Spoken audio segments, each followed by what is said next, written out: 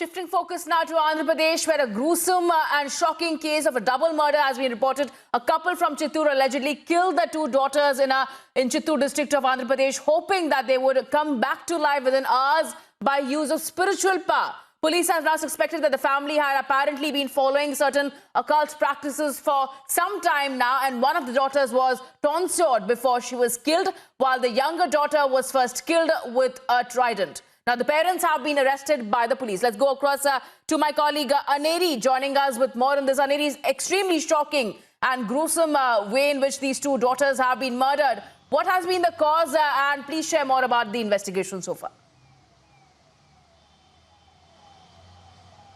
Well, that's right. Now, the incident which took place in Chittoor district of Andhra Pradesh, where the police personnel have arrested both the parents, the father and the mother, and also Section 302 of IPC have been arrested. Now, well, what we are learning is that the parents were great believers of God, and also they used to believe in the miracles of God. Well, on Sunday evening, they performed a puja at their residence, and also they tried to kill the younger daughter first, and later they put a copper vessel into the elder daughter's mouth and stabbed them to death. Well, they also believe that they will come back to life, and also the police personnel stated that they are further investigating the matter.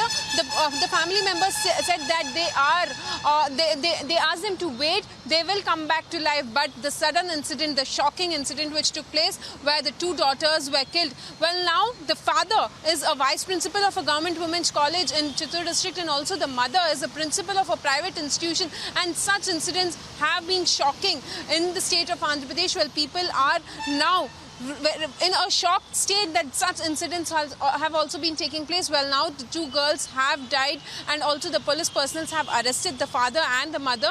Further investigation is going on. Police personnel have arrested the accused under Section 302 of IPC. All right. Thank you so much, Aneri, for getting us that update. We'll keep coming back to you for more on this.